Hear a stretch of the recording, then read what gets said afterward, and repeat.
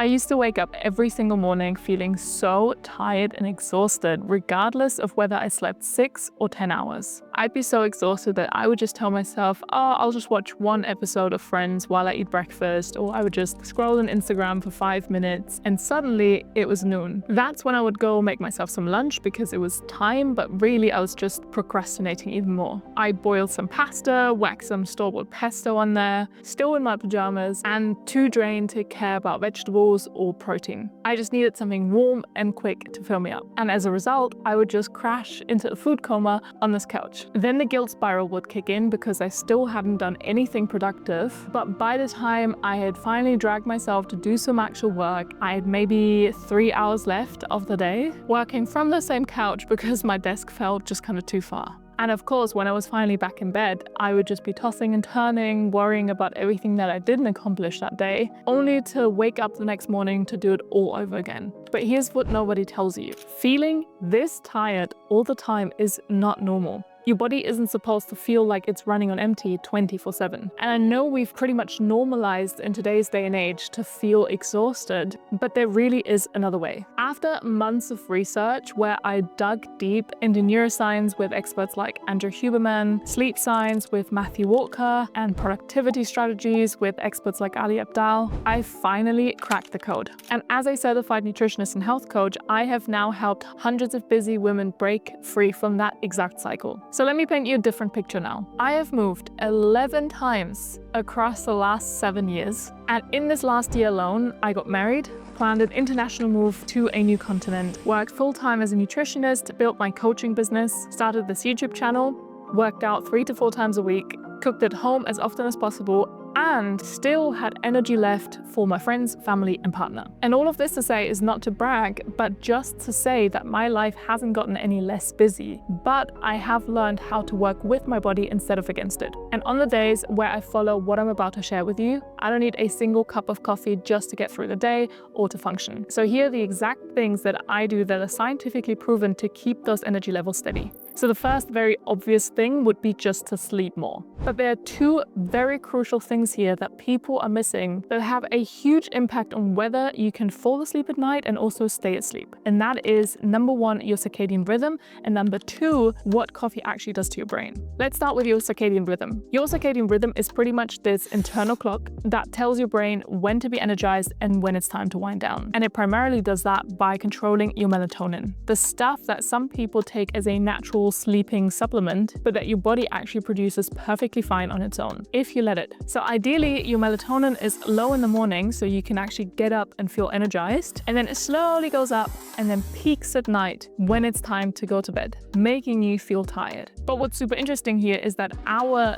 days have 24 hours in them, while our circadian rhythm follows more like a 25-hour cycle. So what that means for us is that we need to reset our circadian rhythm and our melatonin production every single day in order for it to peak around the same time at night, so that we can feel tired in the evening and actually fall asleep. So how do we reset it? Morning sunlight is literally your reset button. The moment natural light hits your eyes, it pretty much triggers this timer for your melatonin production to start. And once this timer has started, you pretty much get tired 14 to 16 hours later when your melatonin is peaking, because that's how long it takes for your body to produce an adequate amount of melatonin. So naturally, it only makes sense that if we delay that melatonin production start time by not getting enough natural sunlight in the morning, we will postpone this whole cycle of melatonin production and not be able to fall asleep, because when we hit the bed,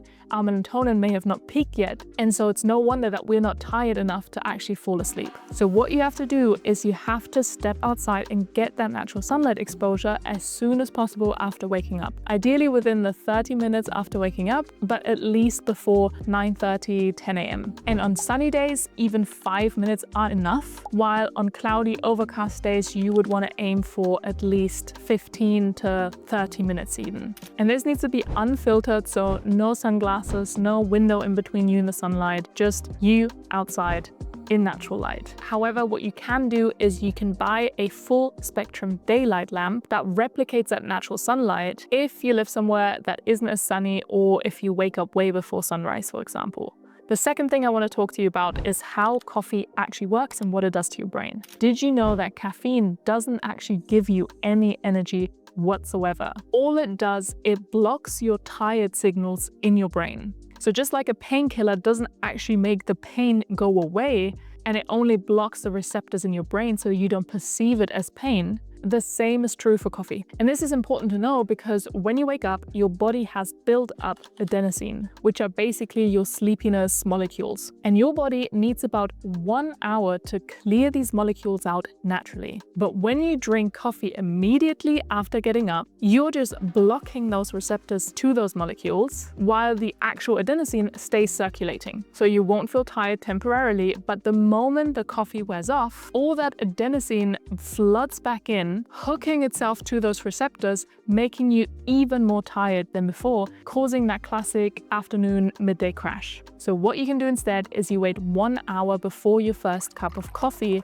and let your body do its natural wake up process, where it clears out all the molecules naturally, and then when you have your coffee, you'll actually avoid that afternoon crash. And just like it's important to delay that first coffee, it's just as important not to have caffeine too late in the day. And before you say, well, I know that I shouldn't have coffee after 4 p.m. or whatever, what most people don't know is that caffeine actually has a half-life of 5 to 7 hours, which means if you have coffee at 4 p.m., by 11 p.m., half of that coffee is still in your system. And then by 5 a.m., 25% is still there, pretty much sabotaging your most deep and restorative sleep phase. Personally, I actually stopped drinking coffee altogether because it's just messing with my sleep quality and with my stomach. But if you're someone who just can't give up coffee, please do me the favor to at least cut it off by noon, as well as wait that 1 hour after waking up before you have your first cup.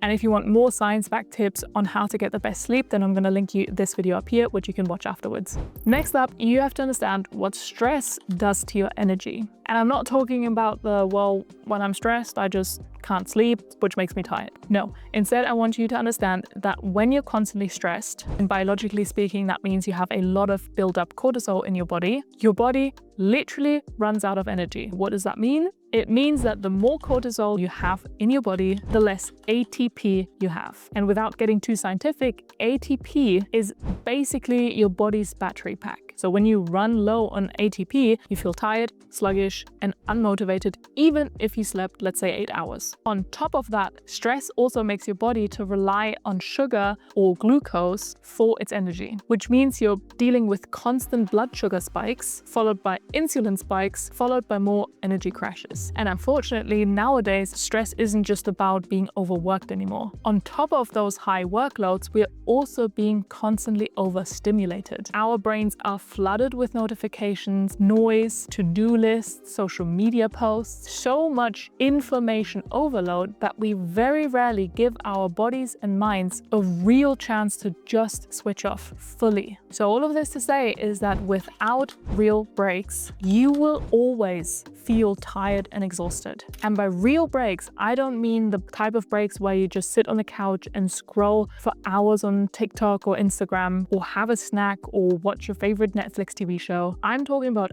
actual moments of stillness that really regulate your nervous system by switching from your sympathetic nervous system to your parasympathetic nervous system. So allowing your body to go from your high alert state to your rest and digest mode. And to do exactly that, my go-tos are, for example, 5 minutes of deep breathing, dancing to 1 or 2 songs, stepping outside for some fresh air, or listening to calming frequencies. But I also have a whole video on my top 15 nervous system regulation hacks, which I'm going to link up here. That also means that at night we want to avoid anything that fires up our nervous system. So no news, work calls, intense exercise, action movies, or even heated arguments.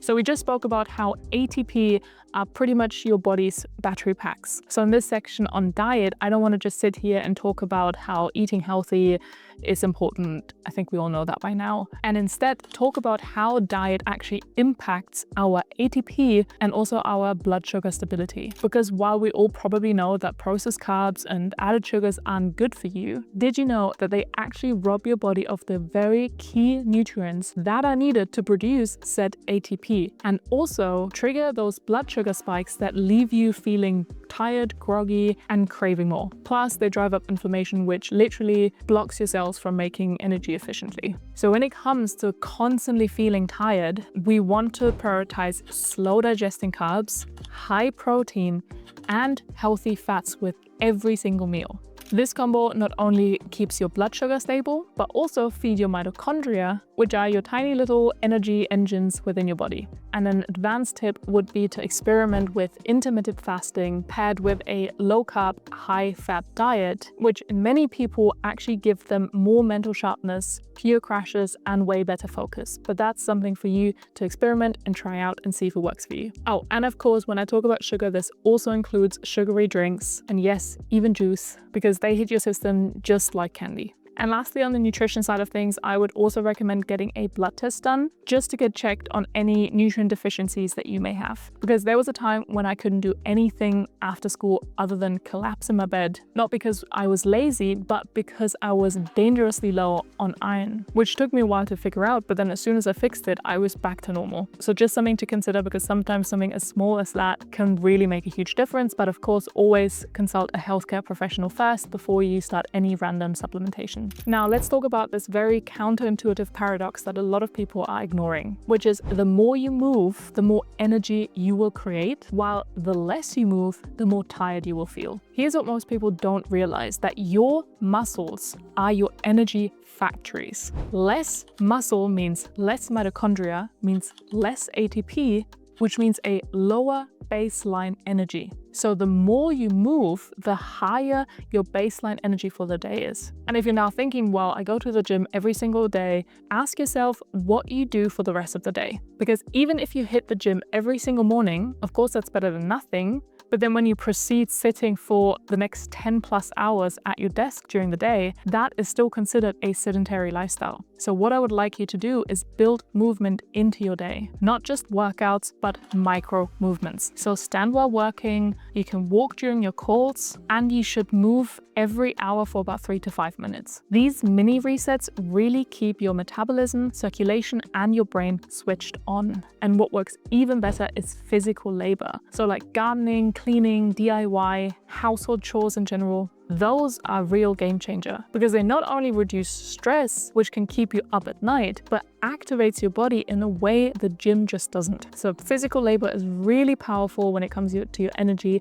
and nervous system regulation. And lastly, something that absolutely blew my mind, and that's going to change the way you think about your exhaustion completely. And that is that what if tiredness wasn't just something physical, but actually an emotion? I know that sounds kind of bizarre, but we're conditioned to think of being tired as purely physiological. I didn't get enough sleep, I need more vitamin D, or maybe I should cut out gluten and dairy to sleep better. But think about a moment in your life where you feel completely fine, energized even, and then bam, you see someone pop up on your phone or an email from your boss on a Friday afternoon, and you instantly feel exhausted before even opening the text, responding, or answering the call. That instant drain isn't your body running out of fuel, but that's your emotions kicking in. And here's what's actually happening in your brain in that moment. Tiredness, just like any other emotion, is a way of communication from your body. And really, it's your mind's ancient energy conservation system. When your brain calculates,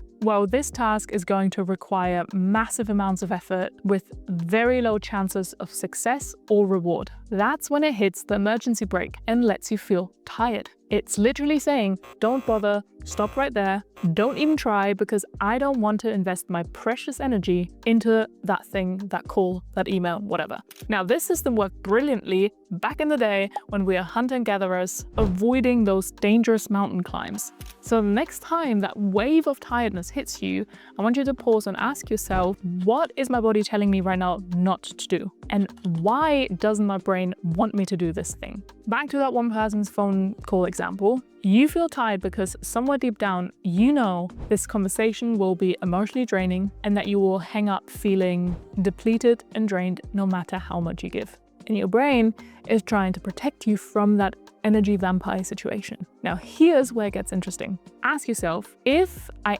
actually did this thing that's making me feel so tired, how would I feel afterwards? Because sometimes you'll surprise yourself with the answer of, actually, I would feel accomplished, or I would feel proud that I helped, or I would feel relieved to have it done, like a long gym session or your taxes. And the moment you realize this, your brain starts to recalculate. Suddenly, that task doesn't seem like such an energy waste after all, and the tiredness and exhaustion slowly fades away. And once you understand this, you will gain incredible power over your tiredness. Instead of fighting it or feeling guilty about it, you can work with it. You can negotiate with your brain, show it evidence that certain tasks are actually worth that energy investment, or find ways to make certain tasks more manageable by breaking them down into bite-sized pieces. This shift in perspective alone can transform your relationship with exhaustion. You will stop seeing tiredness as something happening to you and start seeing it as information from your incredibly intelligent survival system. And that, my friends, changes everything.